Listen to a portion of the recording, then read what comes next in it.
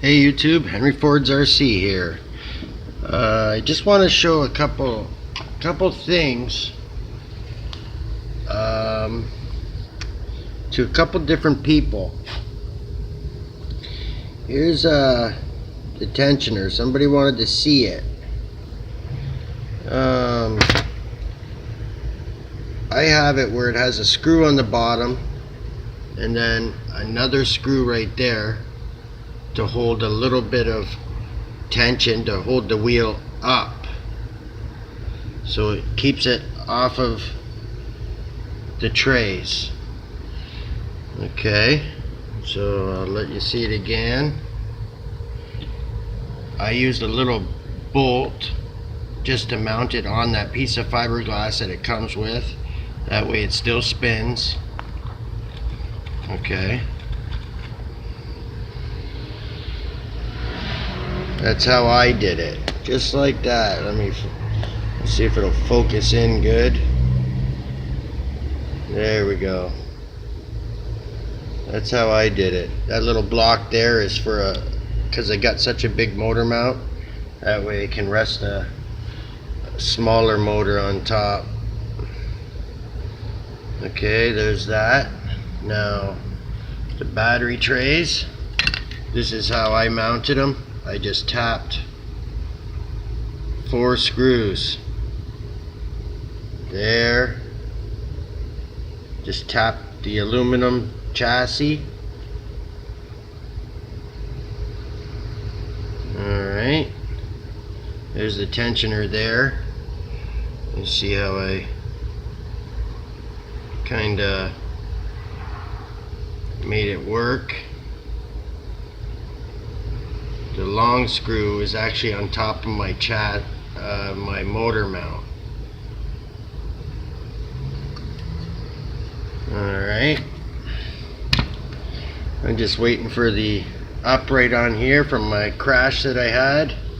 Everything else is good.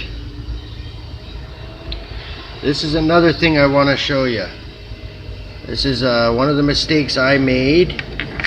Here's the rear control arm. Look at what's left of it. It sheared it clean off. Here's the front axle. Just a little bit bent. That's supposed to be straight. As you can see, it took a little kicking. She's a little bent. Alright, now I didn't lock my front one way. Okay, there's a couple different things that happens. This car, when you hit the brakes, the belt only stops the back wheels, so this front one way will just keep spinning. It'll just keep spinning. It don't lock. So this belt, it just sits there. So a lot of guys, let me just put my cigarette down, damn smoker. A lot of guys will lock their one way. Now this goes like this in this car. It sits like this. Let me just take this off. I can move the belt. It sits like this in the car, just like that. Okay, let me try and get it in there right. It won't, because it's got to sit right in these 2 little grooves. I'm just going to take this apart so you really see what I'm talking about. Okay, what I did,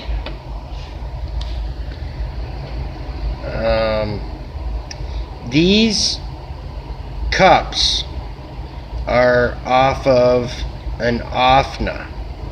Now if you look right here, see that little pin and that little hole? I fired it through this cup, this drive cup.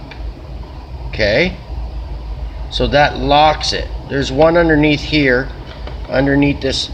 Oh, there, you see it right there?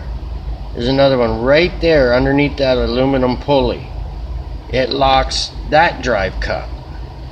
Now, the reason why I have that bent one, you have to get a drive cup that will fit these just right.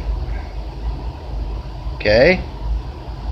These drive cups were too long. They were long. That's a 6 mil drive. The shaft is 6 mil. Here's the original that goes in it. See how there's no hole?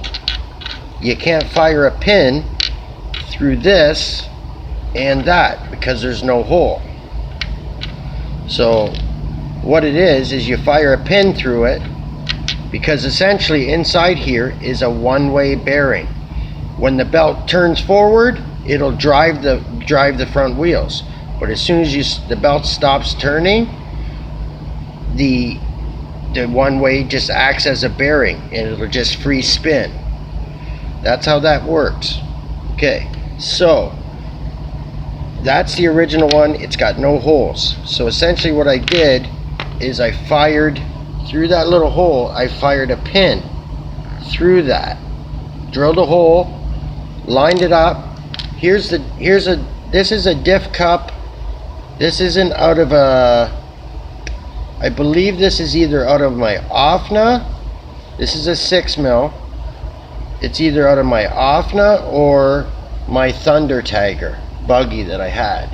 The problem is if you see how tall that diff cup is and this diff cup, what you have to do is just cut it down to your stock diff cup. See the height? Just cut it down so it sits just like that. Cut that much off, and then this one has a hole. So essentially all I did was just put it in there, line it up, drill a hole in there, fire the pin through, and epoxied the pin in place. Because inside here is little needle bearings. Okay, right inside here there's little needle bearings at both ends. So when I drilled through that aluminum, a couple little needle bearings, small little bearings, I just started with a small drill bit, fired through.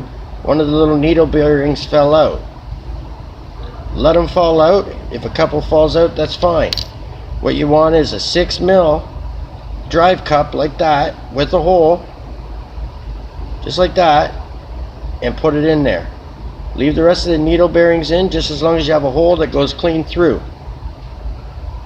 Then you'll have yourself a locked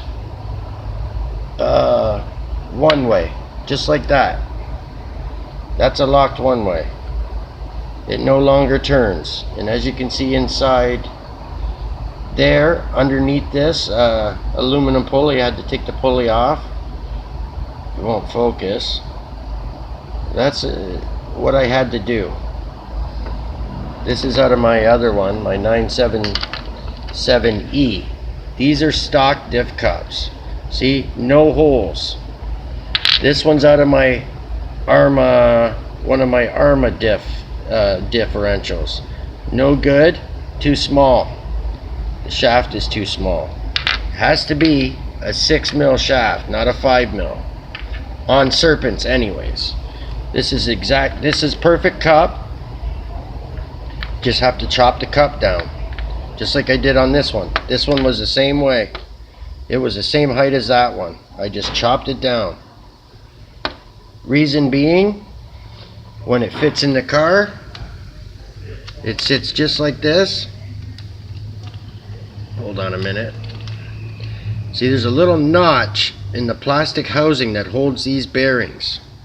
That little notch right there is important that you line it up right down in there, and you have the little line right at the top. Because in the bottom of this there's lines. See them? So you want to line that exactly up center. Okay, now that sits in there center. The line's at the top. Okay, and now it fits. Now your axles will fit perfectly in place. See, they'll fit right in. They're not too long here. They'll fit right in. One other thing you got to watch about is the size of the drive cup itself, because I'll show you on the bottom of this, these two little cups, these two little right here, hold the bearings in place. Okay, they hold them in place, so you just have to keep your eye. I'll take it back out and I'll show you what I mean. So it sits like this. It sits just like this in the car. Okay, hold on a second. It sits just like this in the car. Now the reason why I said you gotta watch, mine just clear. Okay, these are for the guys on YouTube that were asking me questions about it. See how it just clears? That drive cup will just clear it, both sides.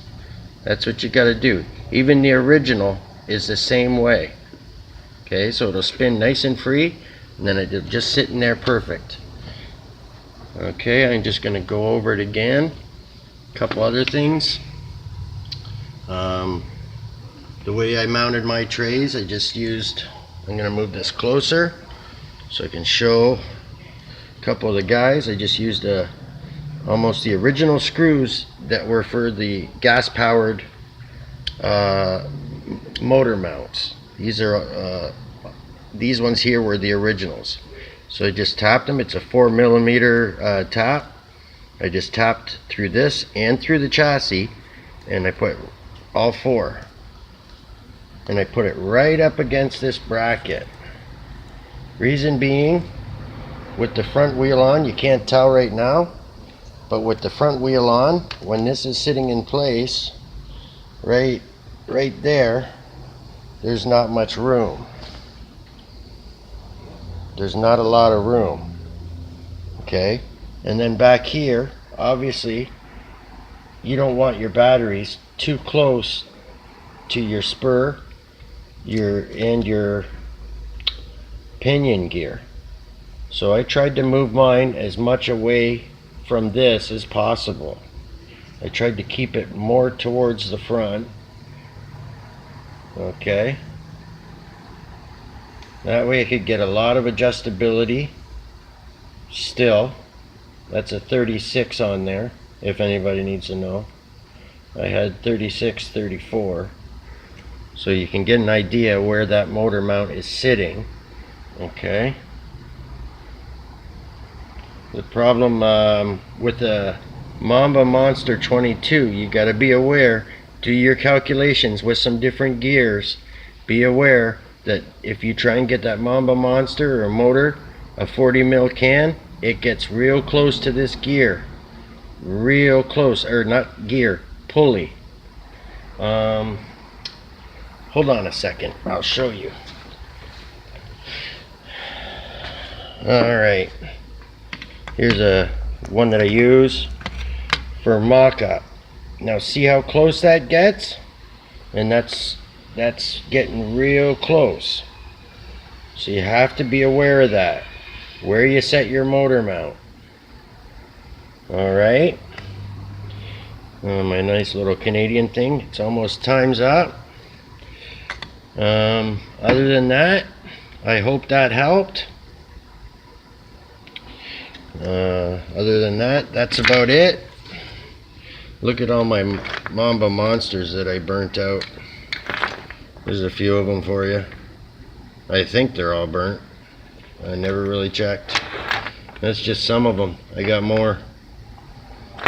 What a mess.